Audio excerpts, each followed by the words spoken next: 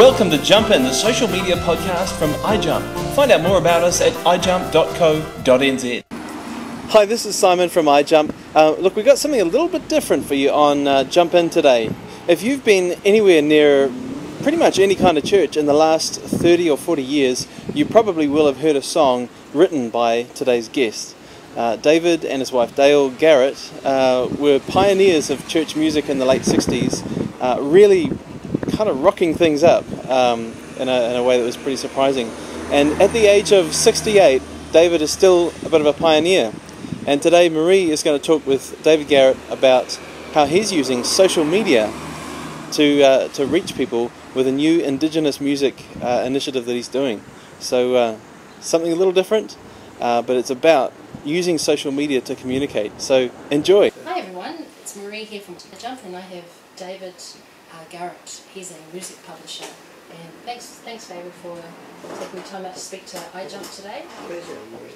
And so we're just here to speak with you about your thoughts on social media and what you think, how it affects you on a daily, personal. It doesn't affect me a lot yet. No. Not yet. No, because I'm not all that technologically savvy, and so I needed you and your husband here to actually lead me through it. But having said that, I can see that it could help me quite a lot, because I've got a certain passion in the area of music, you could say world music, and particularly in areas of worship and Indigenous people, that I'd really love to be able to promote some discussions in this area.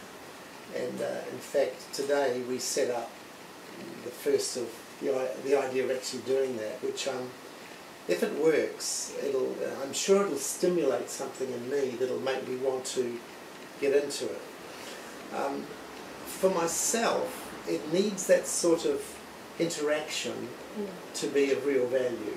Right. Otherwise, if it's people just providing relatively static information, even a profile that I've got of different ones that I really like, it's really the interaction that I'm looking for, and that I hope that after today something of that will be stimulated. What I'm going to do though is I'm going to consider some other ideas I might throw out there for the purpose of starting a discussion, until my friends get tired of me asking a whole bunch of questions and they decide they need to shut me up by answering, you know. Yeah, so watch out everyone. Yeah, so that's really what I can see, that the real value of it when I first heard about it was an interactive discussion on topics of mutual interest. Okay. And that's what I'm hoping to see happen really. Okay. Yeah. So have you heard of the term blogs or blogging? And, yes, I have. So can you give me an indication of what you think that is? Or do you read blogs? Or? No, I don't really. The only thing I understand about it is that people put their own thoughts, their own ideas out into the World Wide Web somewhere and for others to look at and possibly respond to, you know. And I suppose in a way, the thing that I could see this being useful for me is if I've got, because I keep a journal most days of the week on my computer, and that I would see that there's sometimes that I write something that I think, well, maybe others will be interested in that as well.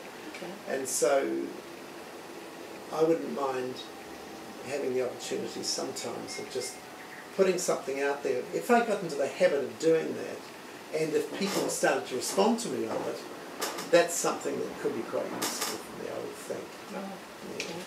Now, as a music publisher, just maybe on the latest project that you're working on, can you share a little bit about social media or the internet, and especially new media now? How is that helping your latest projects? Okay, as a music well again, publisher? it's a little futuristic yet, Marie, because it hasn't. We're just about to launch it. Okay, great. But I would again see this as being a useful way. I mean, I could see it being a useful way of me describing what we're doing, and to that end, as you've asked the question, what I'm thinking of now is that I'd love to be able to develop a group of people who were interested in the latest project we're doing, but interested not just for themselves, but interested in it, you know, of sending it out to others, of sort of networking a wee bit there. Right. And so I might set up a social network specifically for this project as well. It's different than the one I've got currently. Right. And if I set that up, then I would invite people who, in whatever way, have said, hey, this is something that's great, and if we can start perhaps finding ways of promoting, for instance, I could see it being very useful for that. Okay, so I think I'll try that. Right. Yeah, definitely, and you might have to help me. Okay, that's fine. That's what we're here for. Do you think, David, do you think social media is an age thing, or do you think it's something else? Does it bear a lot to do with, does it have a lot to do with your age, or what do you think? You know, like in other words, is it more likely to be used by certain age groups, that's what I mean. I guess the sort of, you know, I mean, the Facebook thing, you know, all that stuff seems to be a really in thing for the younger group of people, and a lot of them seem to be communicating with one another that way. And it is a social network thing. I don't have any particular interest in wanting to, how do I put it, mindlessly chat with other people, you know, just because they happen to be friends. I'm sorry, I don't feel I have the time for that. Which is why I would use this medium in a very specific way.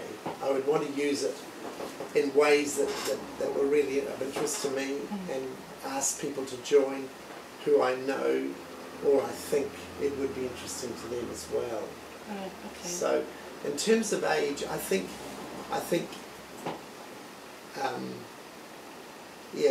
probably it's going to be of more interest to younger people than myself, as a rule, unless I could find something that I was really interested in, and I could start to develop some interaction on that. Right.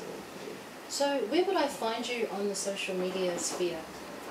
If I was searching for you, are you sort of part of a particular... We've got one called Let My People Go, right, which is specifically designed towards encouraging people to worship God through their own cultural expressions. Okay. And so if that's an area of interest, then you could join for that reason and put your profile in, and we could start a discussion that way.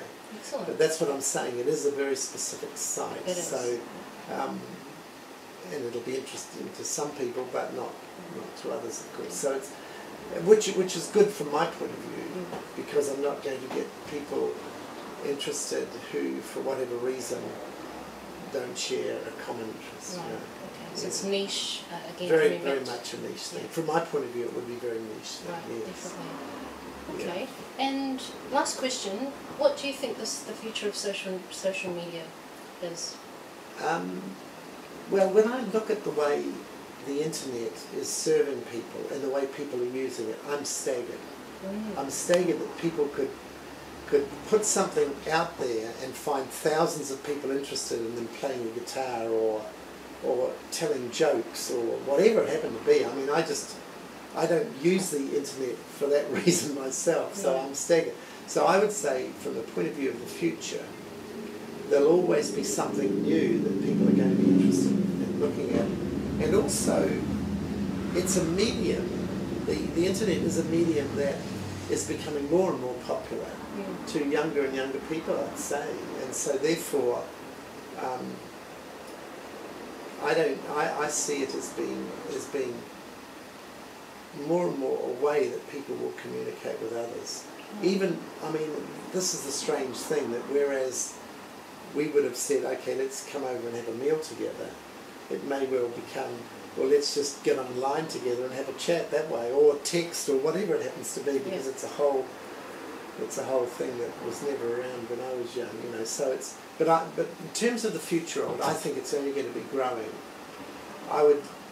I presume, I don't know this, you'd know it better than me, but I presume in the niche area there are thousands or tens of thousands of niches that people are developing in this area and looking for others that are interesting. It is, yeah. And there'd be, from that point of view, it's amazing what is available and can be available, which never used to be. You know.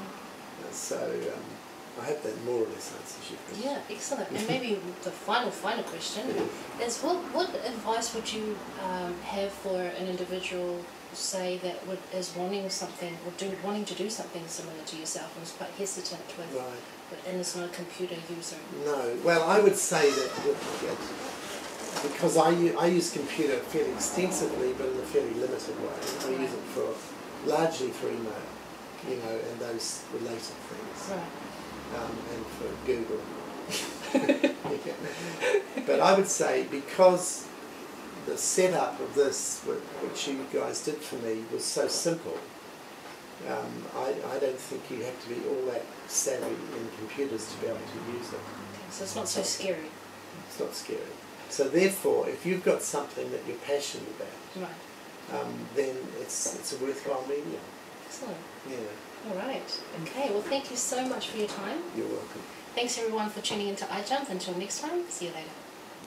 Thanks for watching Jump In. For more information on iJump services, visit our website www.ijump.co.nz.